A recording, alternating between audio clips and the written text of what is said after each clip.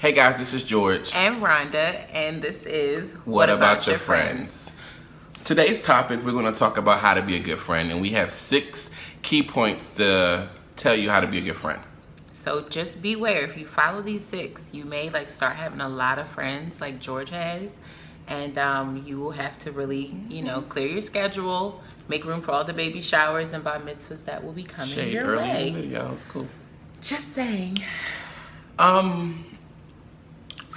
Wait, before you get into it, because we said that we would always have a signature cocktail for every webisode. Is that what you call these things? Webisodes? Yeah, I think okay.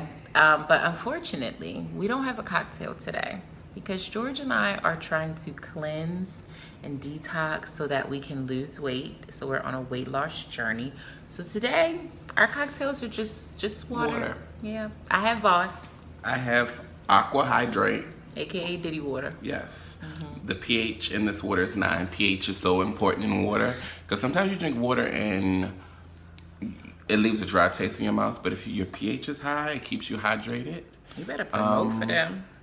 I know, better listen, give you a job, Chad. Do you need my address? You can send me a whole case, clothes and all. Sean John, wear all that stuff. I'm looking for the pH on my water. I don't have no notes about the pH.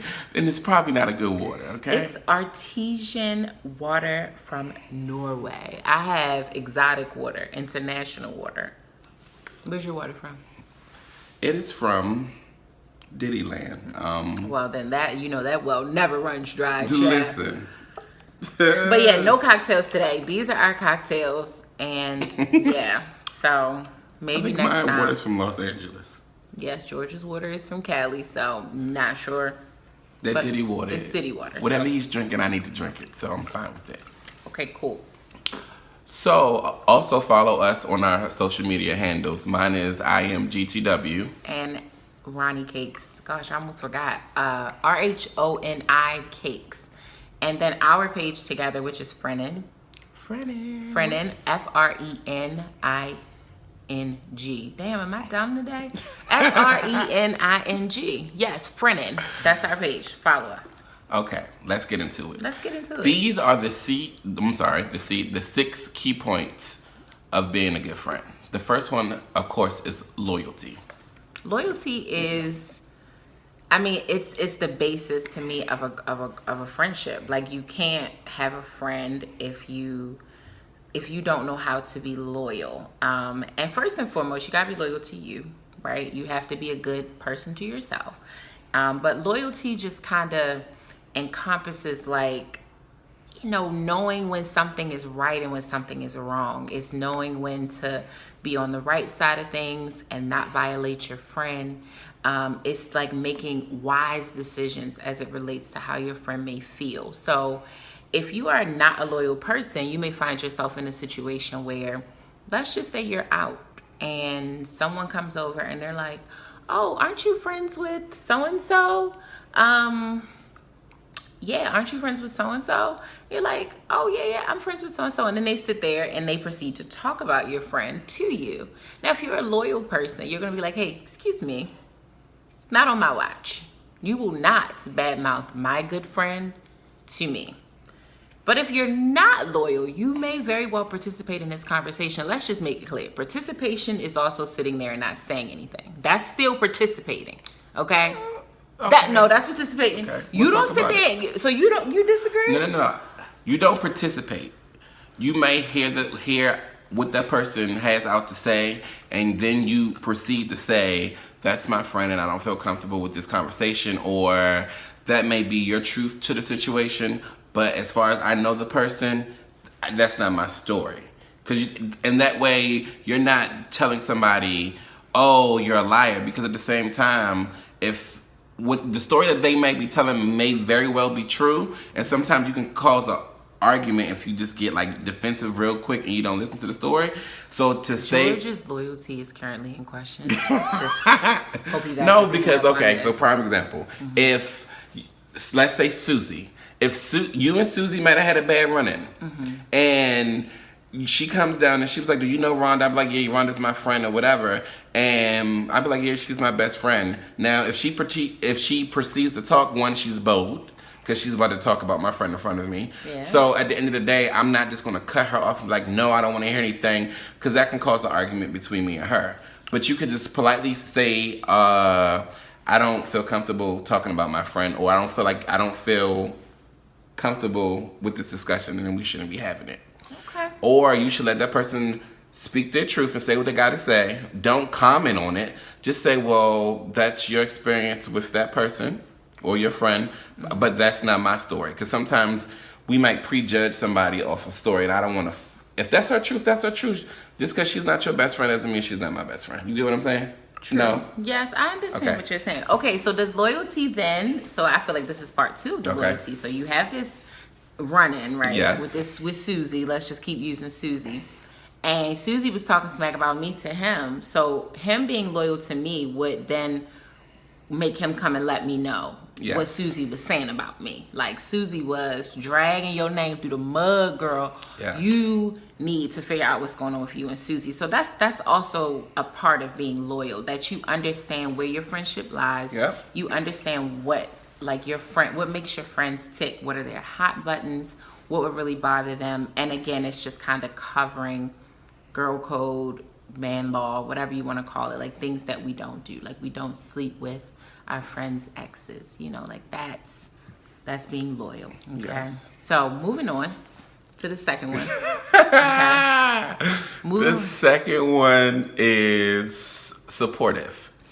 You have to be supportive of your friends at all times, whether it's dumb sometimes, whether it's You gotta be a ride or die. yeah, like If I say I'm gonna go bust his windows, get your shoes and let's get the fuck out of here. you ain't got to bust the windows. You be like, I'll ride in the Just car. drive me over there. Listen. And be Or- my alibi. Yeah. Or sometimes you might have to talk your friend off the ledge when they want to bust the windows out. Yeah. You know what I'm saying? You might not want to do it too soon. You might want to wait a month or a week later so they won't know it's you. True. You know what I'm saying? True. And supportive, show people that you're invested in them. If they're doing good things, celebrate their good things. Starting a business, Yes. having a baby, Yes. getting married. And just to kind of talk about some of those like major life events. Sometimes in friendships, and really oftentimes in friendships, your major life events don't happen at the exact same time, right? So I might be getting married now and found a relationship and about to have a baby, and I may have friends that like aren't in that place. As a really good friend, you have to check yourself to not be jealous or insecure because this isn't happening for you. Like, you still have to be supportive and celebrate this happening in their life. Like, that's important, very important. Yeah, sometimes it's your presence. You don't have to spend a lot of money. You don't have to go all out, buy gifts. Sometimes your support and your presence means a lot.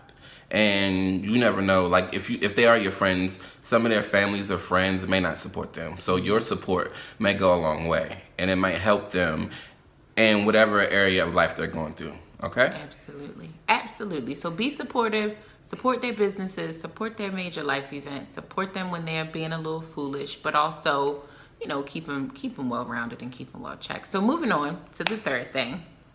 You have to be fun.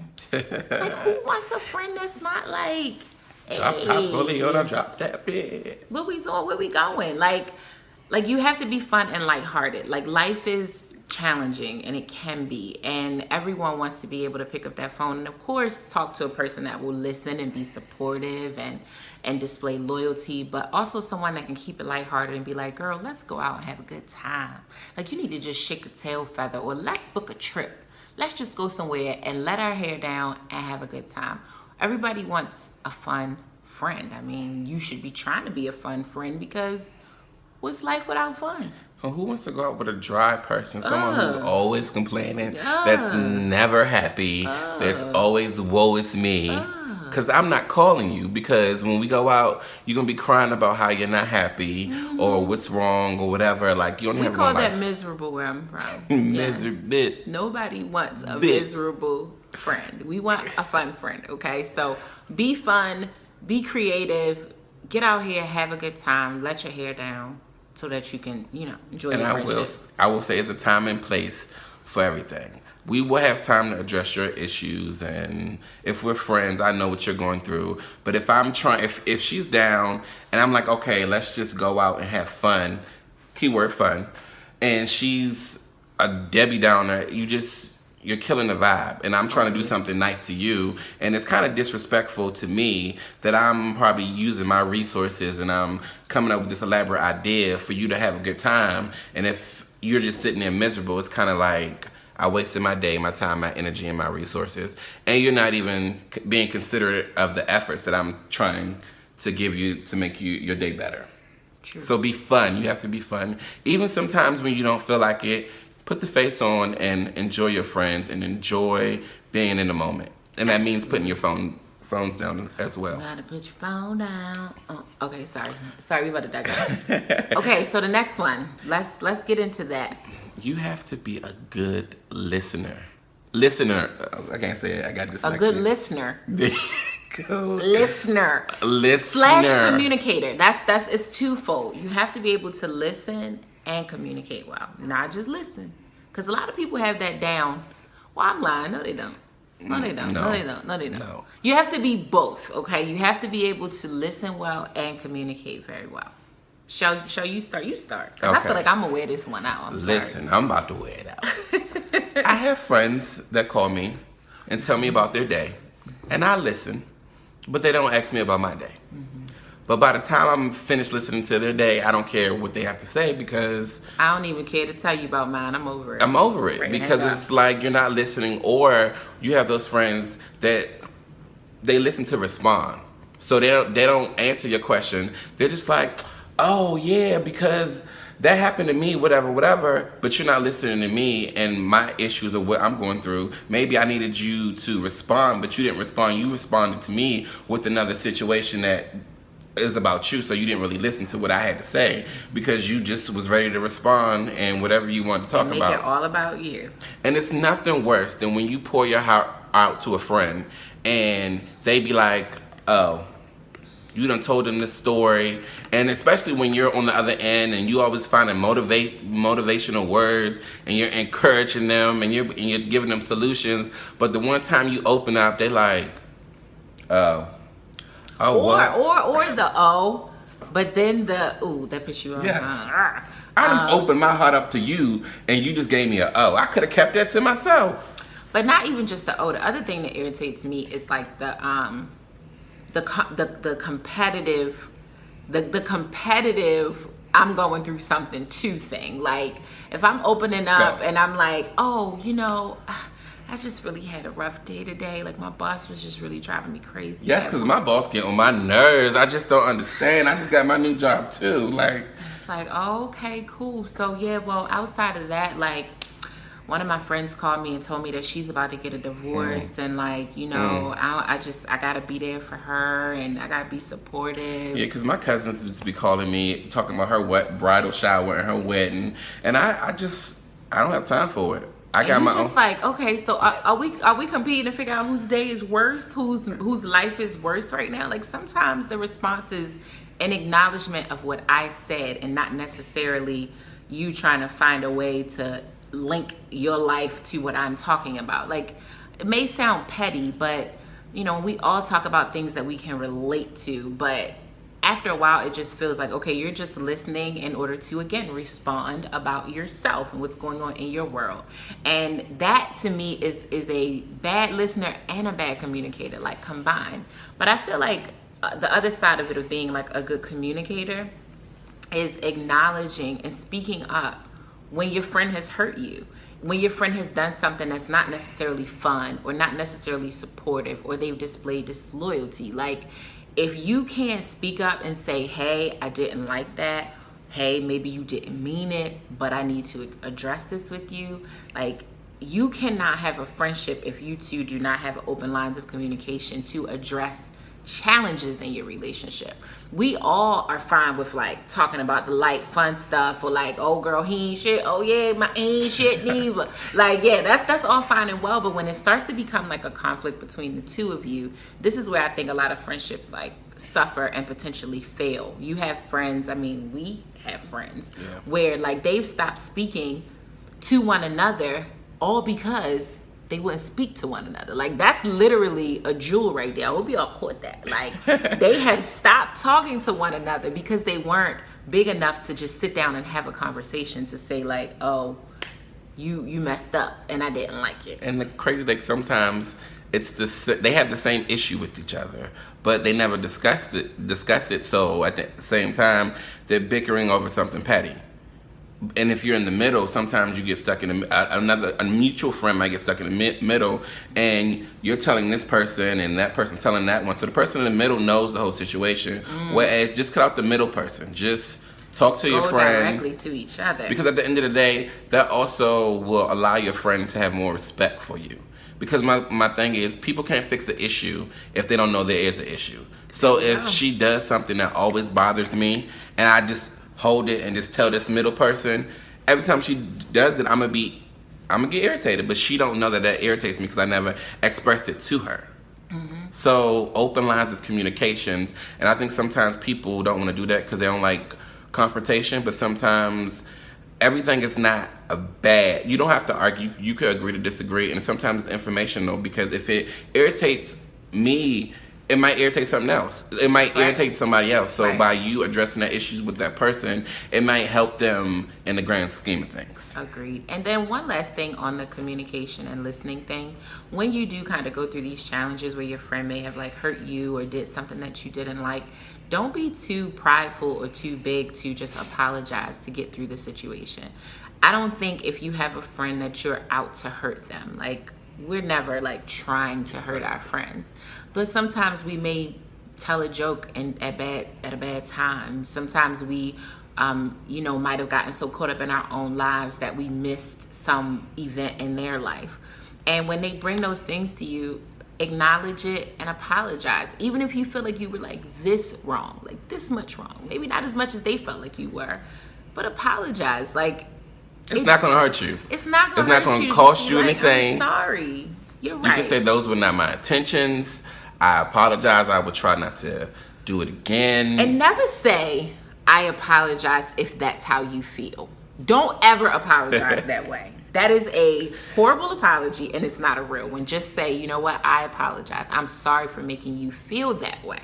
Don't say if. I'm sorry if I hurt you. I'm sorry if that if is a big. Some people say if you can put an if in it, you can have it. Keep it. Don't do that. So yes, this was a long one, but to me, this is probably the biggest thing. One. Yeah, like next to loyalty, it's the biggest thing. Because we lose a lot of friendships because we don't express how we feel, and it's not the other person's. If the other person doesn't know how can they fix a situation, we're not mind readers. So sometimes we have to open our mouth and use our voice because it's powerful. Yes, all these jewels, all these. Okay, moving on to the next one. Stable. You have to be a stable friend. I'll let you have that one. Okay. Okay, so when we talk about stable, we mean it in like twofold. So, we have friends from practically the time we're like 2. You have your first friend when you're like super young, but you go through all these different changes in life. You get through to your middle school friends, your high school friends, your college friends, and some of those become your lifelong friends. And so as you grow and as you get older, the idea is that you're growing in every part of your life, financially included, right? Yep. And here's the thing, we recognize that we not all necessarily bringing in the same incomes. We not all working the same jobs and getting paid the same amount. But it's very challenging to have a friend that never has money when you're like 30. Like, that's stuff that we did when we were in college. That's stuff that we dealt with when we were fresh out of college. Like, eating ramen noodles, I'm trying to find a job, like, it's hard out here. Like, I don't have it. But once you get to a certain age, like, you expect you to start to be financially responsible enough where you're not like being a leech, borrowing from your friends constantly.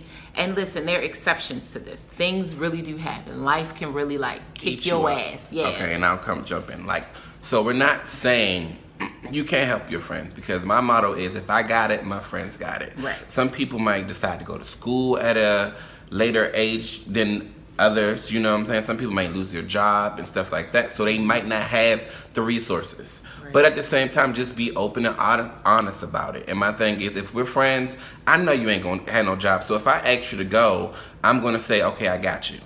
But if every time we go out in the group setting or something and you say, I don't have no money, I'm broke, I can't go, I can't, and you're always complaining and you're not doing nothing to fix the situation, like, we are your friends. We know what you're going through, okay? We're not going to ask, like, if I know she ain't got no job, I ain't going to be like, I'm going to take her. You want to go to Africa tomorrow? I'm going to take her out to eat and be like, hello, where's your lobster, Barney? Because I know she ain't got it. And me being a good friend, I know she ain't got it. So I'm going to treat her because I know she can't treat herself like that. But now if she abuses the situation and she tries to play me like, I don't have any money or whatever. And like, it starts to become an expectation that we are supposed to accept the fact that you don't have any money and just keep footing the bill for you. Like, no. So overall, what we're saying on the financial stability thing is, like, being financially stable is just an individual goal. But sometimes these burdens find themselves permeating people's friendships. And it starts to become agitating. And it's something that will make you withdraw from your friend if they can't necessarily, like, be financially responsible. Like, it's a shitty thing to have to say and talk about. But I mean, you think about friendships like marriages, right? Like, I think finances is the number one reason for divorce. Okay, like, people not being able to get on the same page and be financially responsible, or somebody was shucking and diving and hiding money. Like, so let's just put it out on the table. Like, it's very agitating to have a friend that can't financially keep up. Yep. So the other side of being stable is also mental stability.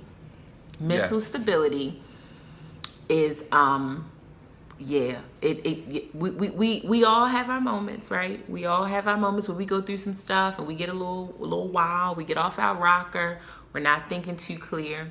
But nobody wants a psychopathic, extremely crazy friend. Like, for no reason. Like, nah. Just because you're making bad decisions doesn't warrant. You can't be diagnosed as schizophrenic because you're making dumb decisions. Yeah, like, okay. We ain't dealing with that. Relationships. A lot. That's where, like, everybody goes left. Everybody gets a little psycho when the relationships go left or right. But my thing is, you got to remember you were a person and you were an individual before you got into that relationship. Hello. So you were sane before you got in this relationship, and I've known you your whole life. Now you let this one situation make you suicidal. And I'm not trying to be insensitive. Right, and let's just put the disclaimer out there. Mental health is a real issue. Totally. But and that's not what we're talking about. And if you do have a friend that may be suffering with mental illness, you should definitely be encouraging them to, like, seek help and get the treatments that they need.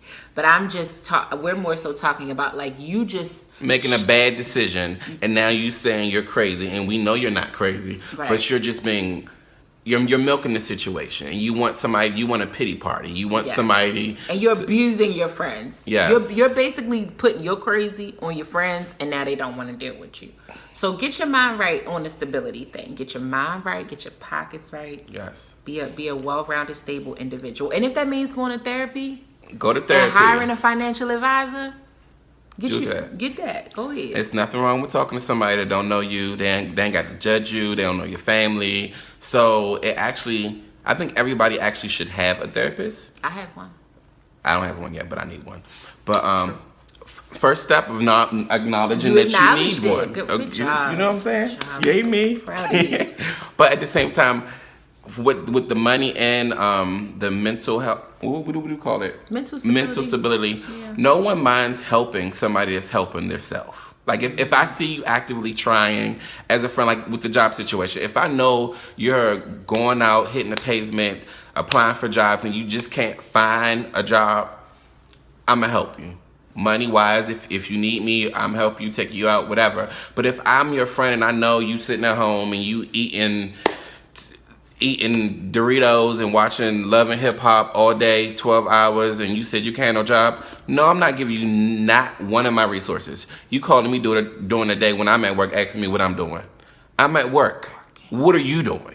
You should be applying for a job or whatever. That's when I say people abuse the situation. We're your friends. We talk to you. So when we say what you do, you be like, oh, nothing. You know, I just got my nails done.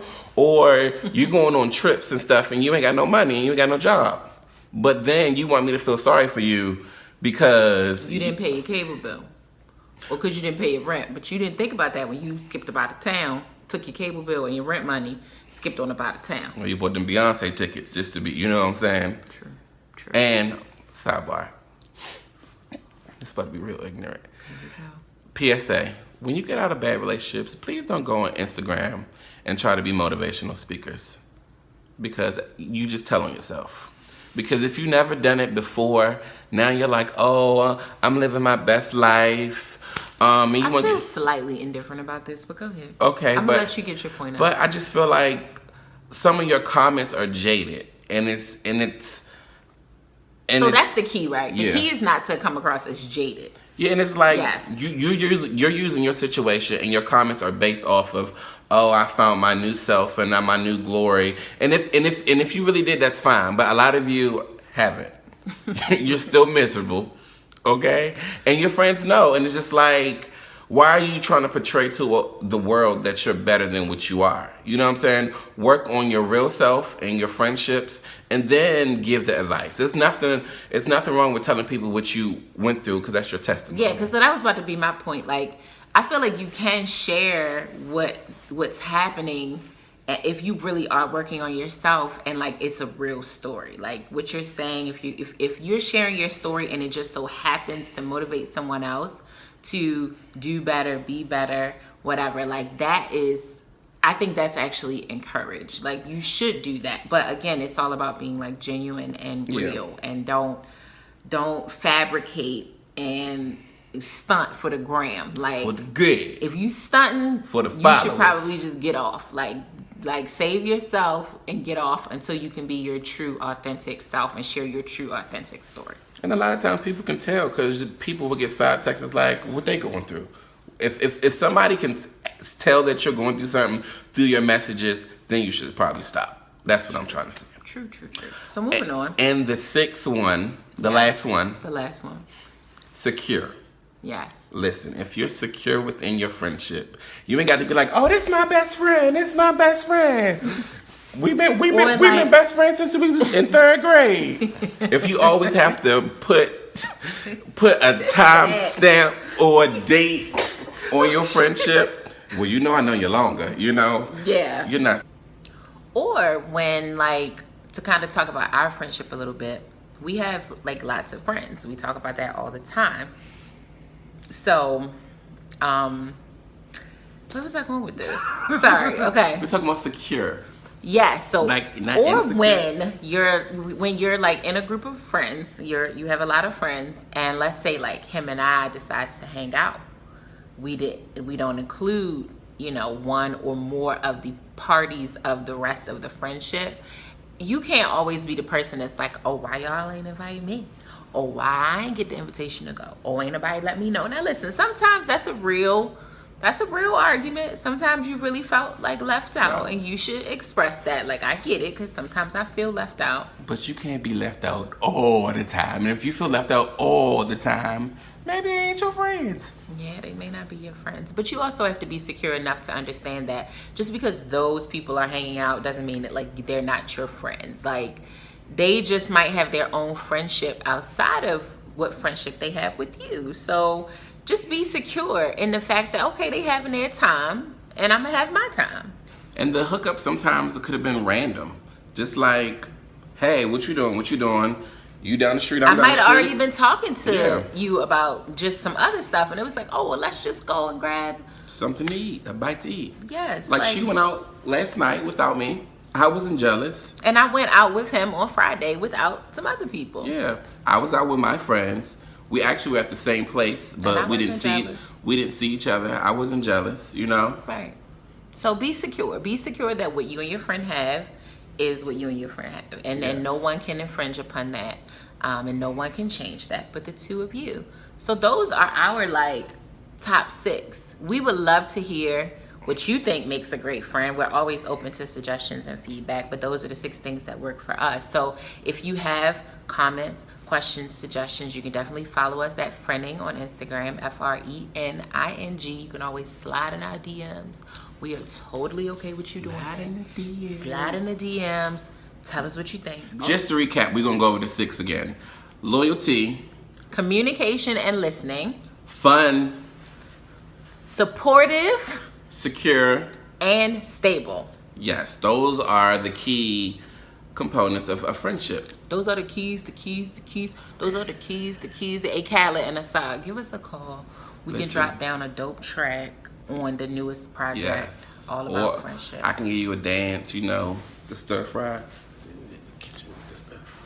Thanks for tuning in, guys. We love you. You guys are our friends. Friends. See you next time.